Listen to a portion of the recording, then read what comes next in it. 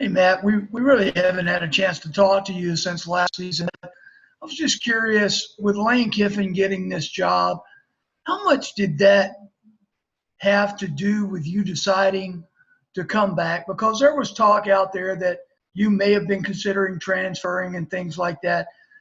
Did Kiffin play a part in you deciding you were going to come back and battle for this job? Uh, I was never going to leave. Kiffin was a big, cherry on top for me personally. But as far as like transferring, was it ever in my mind? Of course, it was in my mind. But I didn't want to have to deal with all that extra stuff and everything that came with that. And I knew what I had in front of me. I know what I could do better, and I knew where I went wrong last year.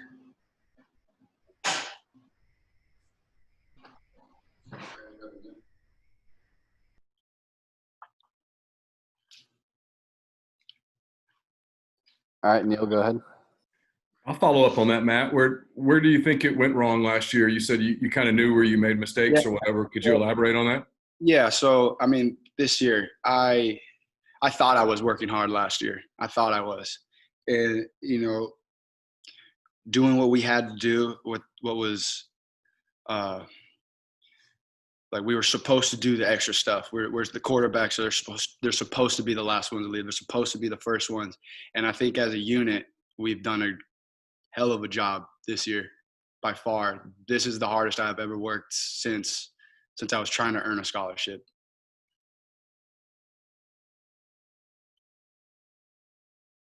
All right, Parrish, go ahead. Matt, what is this competition like? Is it close? We've heard Coach Kiffin tell us Monday that you and John Rice were a little bit ahead. What is your view of the competition, and has anyone surprised you in the competition? We really try not to keep it like going against each other. We really try to focus on ourselves and get better on ourselves and what we need to work on as a group mentally. But personally, it would be like one day, I messed up my drops, I messed up my pocket movement, and then JR would be the same thing, and it would be finishing the throw. So those three things, and just taking them out to practice and applying it from the meetings to the practice, that's where we're taking the steps forward. And as far as getting ahead, we're meeting as a unit at 5:30, 5:45 in the morning by ourselves. It just started with us, and then it was this ripple effect throughout the whole quarterback room. Then everybody started doing it, and then it's just a normal thing now. So it's the little things like that I think is what's going to make the difference. Sorry, Nick, go ahead. Matt, this is your third offensive coordinator in 3 years, third scheme in 3 years. Is there anything different about this scheme that might take advantage of your skills more, or is it all just kind of terminology is different, but the plays are the same? Definitely different. Terminology, of course, different. The reason we do things is different, but I think what we could take away from this year is that we understand why we're doing what we're doing as a quarterback. We know why we're reading the single side safety. We know why we're reading the C-gap. We know why when they go 3 down, we have to read the C-gap. So just having an understanding of why we're doing things and then why they're calling the plays and where the coaches want the ball. I think that's what's so good about this system, in my opinion. All right, David Johnson, go ahead. Yeah, Matt, I just want your early impressions on Kenny Yeboah at the tight end spot, and also what you're seeing out of the group of wide receivers. Kenny's been making a huge jump. He's really been being a leader and taking that whole group with him, and that's a big thing, is getting leaders in each room. And it doesn't have to be one person. It doesn't have to be the senior. It could be anybody in that room. And I think the older guys have done a good job of doing that. And as a unit, as a receivers group, I think lately we've been getting the ball rolling. I think after the OTAs, we got to feel after the OTAs is when we really started putting it together.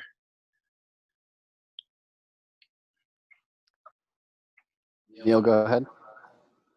Yeah, Matt, this is going to sound like a trick question. I don't mean for it to be. Some of the national media sort of have already kind of coronated John Rice a little bit. You've been down that road where you started a season as the guy. Does that motivate you at all that people sort of have already just sort of assumed that it's his job?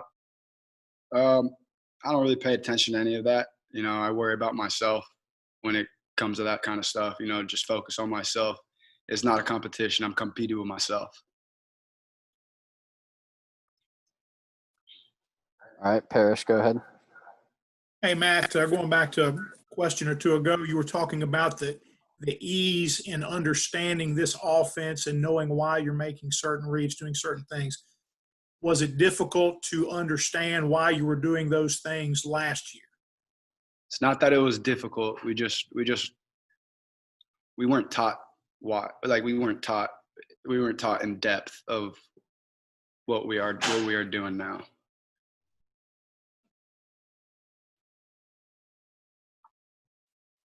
All right, Nick, go ahead.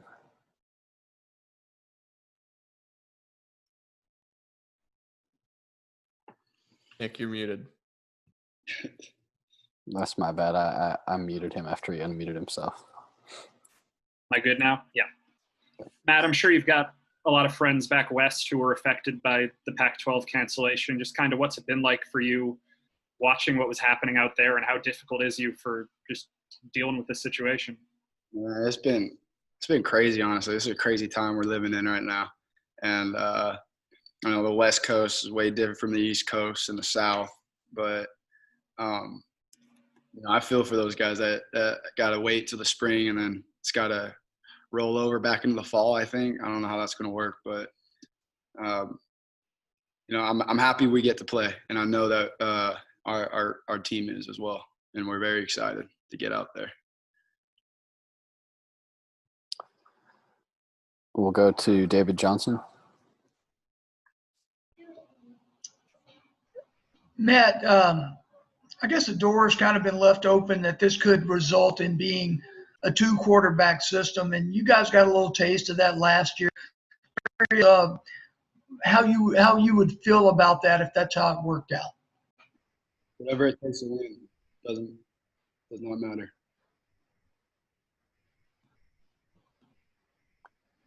All right, we'll go back to Nate. Matt, it kind of seems like you took more of a responsibility on your own shoulders to kind of just try to take that leap, learn the stuff this year. What kind of spawned that, just kind of realizing that maybe you weren't working as hard as you thought you were? Well, shoot. I mean, for me personally, it wasn't working. I wasn't successful last year. Why?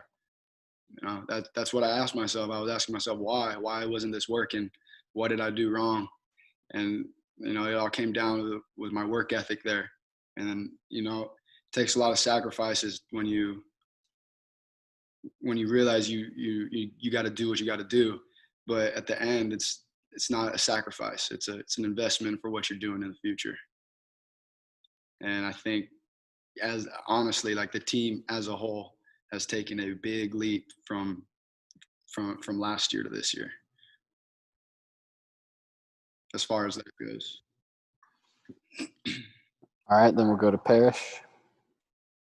Hey, Matt, there have been a lot of images on social media of large gatherings, people without masks, a lot of them college students.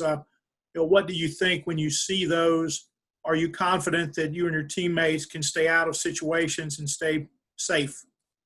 I feel like I'm very confident in what we're doing here.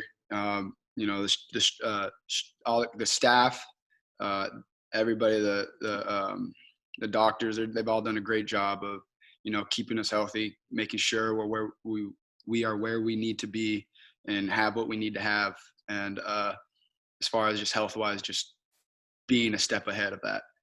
So, very thankful for those guys in the training room, laying there, doing everything they can for us. And, you can't stop, like a teammate just going on a date, just going to dinner. like it's inevitable. But hopefully that person is going to be smart, wear a mask, and just stay away.